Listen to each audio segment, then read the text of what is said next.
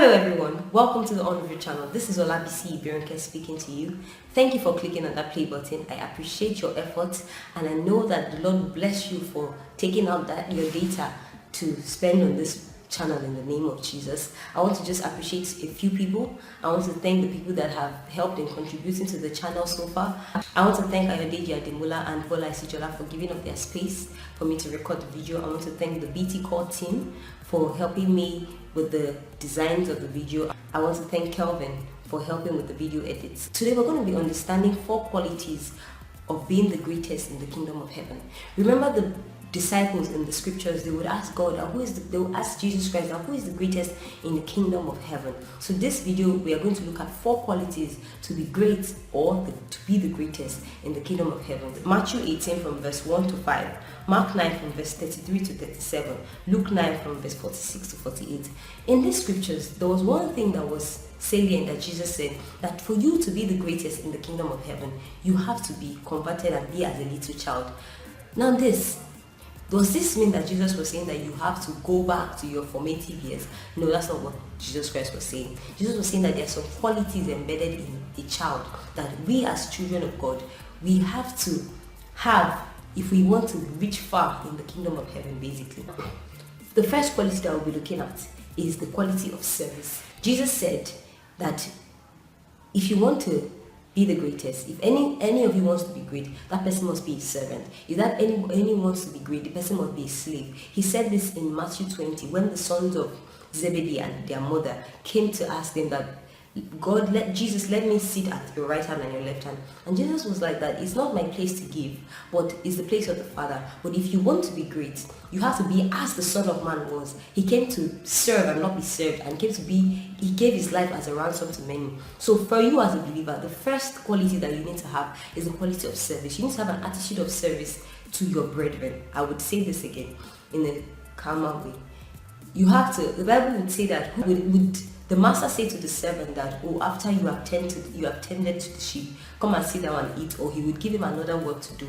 And does the master even say thank you at the end to this servant? So from this particular scripture, what in Luke 17, what I understood is that servants, many times, they don't even receive thank you from their masters. And this is even a thing that I've been praying to God about. Like when I do some things for brethren and they don't say thank you, or they're not polite, or they're not courteous in it, I would have the grace to just overlook it. Because even servants, real servants, it's a command. You obey the command. So we as children of God, if we want to be great, Jesus is saying that you serve your brother, you become as a slave to your brethren. And I know many people be like, so that they'll be despitefully using me. But the Bible says, pray for them that despitefully use you. Because the truth is that your life is a life of service. And God has said that you serve one another, you submit to one another. Jesus Christ, you see that Jesus, he washed the feet of his disciples. When he's breaking bread, he will first give his disciples. And you'll just be wondering that, okay, even though there are deeper meanings to this particular act of Jesus, but for him to serve them, he being in the form of God, for him to be so low in the likeness of men, then he must have carried something. This is the second quality we will look at now. The second quality that Jesus Christ said is humility. He said that if you humble yourself as a little child, then you will be the greatest in the kingdom of heaven, or you will be as one of the greatest in the kingdom of heaven. See, humility is important in your walk. The Bible will say in Philippians 2 that Jesus Christ, being in the form of God, did not consider it robbery to be equal with God, but yet he humbled himself and was obedient to the point of death. He humbled himself to become like a bond servant. Prior to that verse in Philippians 2, Paul was talking about how that we should esteem other people's interests above our own interests. So you esteem your brother's interest above your interest.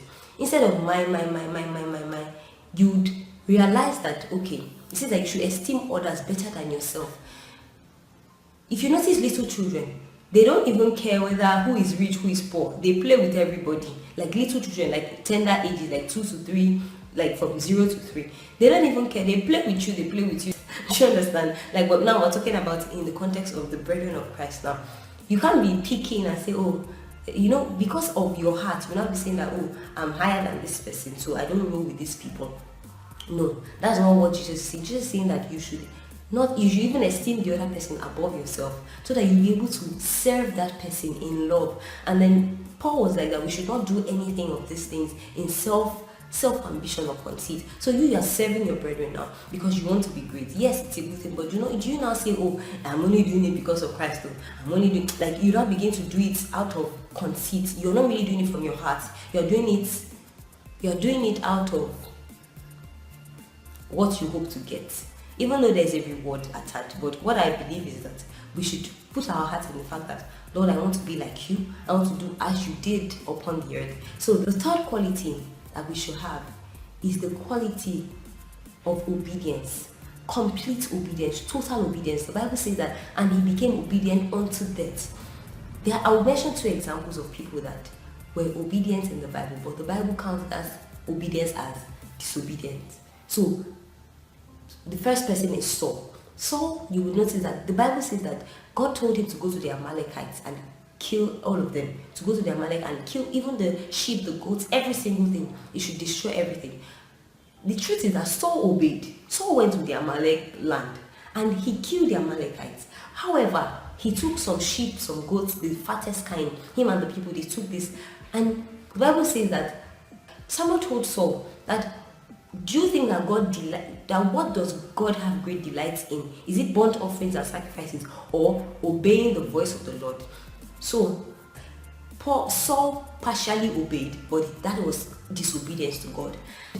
For Moses now, God told him to speak to the rock. He struck the rock and even insulted the Israelites, or disdained the Israelites alongside, or rebuked the Israelites alongside. And God only told him to speak to the rock. And the Bible says that God told him that because you did not believe in me, like that act of partial obedience was counted as disbelief. So many of us right now, God has given us words, God has given us things that we are to obey, but we partially obey it, and we're still partially obeying it. And God is saying that a little child, when you tell a little child, go and bring that thing for me, a little child, not the ones that are growing and already, trying to become like grown-up children. Little children, they'll be like, oh, go and bring my this. And they run and go and get it. They do everything that you see, basically. And Jesus told the Zebedee's son that, except you can drink this cup that I have, you cannot, except you can drink this cup. And they said, yes, we'll be able to drink this cup. But the cup that Jesus was referring to was the will of the Father. Remember, he said that, Lord, let this cup pass away from me. But because of your will, but let your will be done. So the cup was the will. So many of us have cups that are from the Lord. And these are the will of God upon our lives. But we are partially obeying it. So this video should spur you to say, okay, God, I want to be great in your kingdom. And I want to do your will fully. So God, grant me the grace to obey fully, not partially. Because partial obedience is still disobedience. Now, the last quality is being quick to believe. Remember in the time of Moses, God told him that because you did not believe in me, you struck the rock instead of speaking to the rock. And really, how does that show unbelief? That's how God sees that. See, he wants your heart to be as that of a child. You are quick to believe. If you tell a child now that, oh, Santa Claus is coming, like those little children, say, yes, Santa Claus. If you even tell a child a lie, they are quick, they believe you, they trust you. Basically, God is looking for our trust, our quick to believe. The Bible says that when Jesus met some disciples on the way to Emmaus, that they were slow of heart to believe. And Jesus rebuked them that, oh, foolish ones, how can you be slow of heart to believe? That even when Jesus resurrected from the dead, when disciples worshipped him, that some of them still doubted. And Jesus is like, no, I don't like this doubt. If you want to be great in the kingdom of heaven, see, believing is different from being quick to believe. There's believing and then there's quick to believe. It's that quickness to believing that that God is pleased. Without faith it's impossible to please God. So it is that quick to believe that God is pleased in. And that, I believe, would elevate you in the kingdom of heaven. God told the Israelites in the time before that if they diligently obey him, that he would exalt them above all the nations of the land. You can see that obedience, it brings exaltation.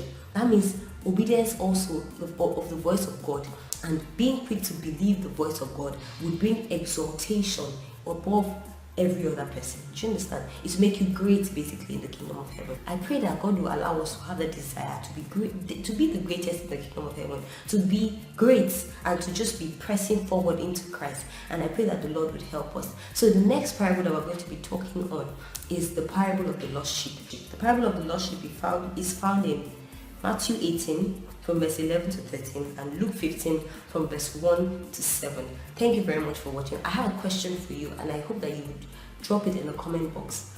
What other quality do you think a little child has that we as children of God need to imbibe in us to be great in the kingdom of heaven? Just drop that down in the comment box below. I love you guys. I cherish you guys. I am very grateful for you being here.